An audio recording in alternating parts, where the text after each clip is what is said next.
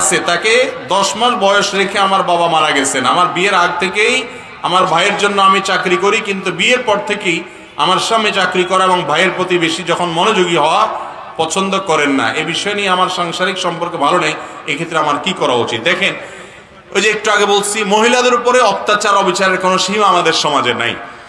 কোন মহিলা তার উপার্জনের টাকা দিয়ে তার ভাইকে যদি দেয়, সংসার চালায়, উপকার করে বা যা ইচ্ছা তা করে, হালাল পথে উনি ব্যয় করেন, যদি স্বামীর কোনো অধিকার নাই সেক্ষেত্রে কোনো প্রকার আপত্তি তোলা। স্বামী তাকে সুপরামর্শ দিতে পারেন, স্বামীর সাথে তিনি পরামর্শ করে ভালো উদ্যোগ নিতে পারেন, কিন্তু তিনি একটা ভালো কাজ করছেন, ভাইকে দিচ্ছেন, বাবাকে দিচ্ছেন, এই ক্ষেত্রে বাধা দেওয়ার অধিকার স্বামীর না। যদি করে সেক্ষেত্রে স্বামী জালেম হবে, অত্যাচারী হবে। বাচ্চারা যদি বদমেজাজি হয়, আজকাল দেখবেন অনেক বাপ মা বলে যে আমার ছেলেটা অনেক রাগী, চুন থেকে নুন খেসলে ভাঙচুর শুরু করে দেয়।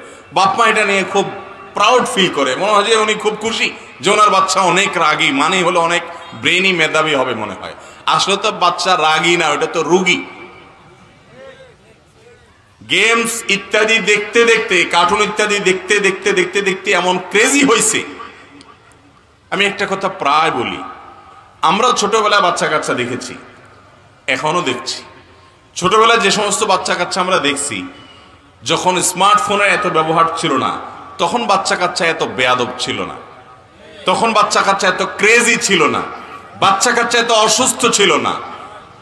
এখন এখন ছোট ছোট পোলা পায়, চুলের থেকে নুন খসলে ভাঙচুর, মারামারি, কাটাকাটি, এর দিকে লাথি, ওরে থুতু, ফাইট ছাড়া কিছু নাই। কারণ মোবাইলে যে গেমস, কম্পিউটার যে গেমস সে দেখে, গেমসগুলোতে সারাদিন দেখে, সামনে যে আসে টুস টুস মেরে সব শেষ করে ফেলা।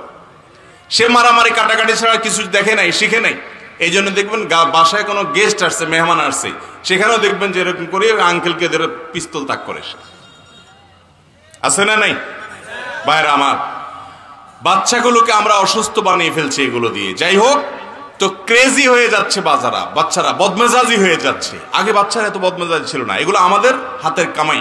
যাই হোক, বাচ্চাদের বদমেজাজ দূর করার জন্য এই আমলটি খুবই ফলপ্রসূ, যে তাদের খাবারে ফু দিবেন, আউযুবিল্লাহি মিনাশ শাইতানির রাজিম 7 বার পড়বেন, 3 বার পরে সংবার পড়বেন, পড়ে ফু দিবেন, এটা খাওয়াবেন, ইনশাআল্লাহ তার বদমেজাজি আস্তে আস্তে কমবে। তবে এদিকে যদি গেমস খেলানোর ভিতরে তাকে চালু রাখেন, অব্যাহত রাখেন, আর এদিক দিয়ে আউযুবিল্লাহ পড়েন, তাহলে কাটাকাটি হয়ে যাবে, কাজের কাজ কিছুই হবে না। কথা কি বুঝাতে পারছি? এই জন্য ওই অপকর্মটা বন্ধ করতে হবে, আউযুবিল্লাহ বেশি করে পড়তে হবে। এর মাধ্যমে কি হবে? রাগ কমে যাবে ইনশাআল্লাহ।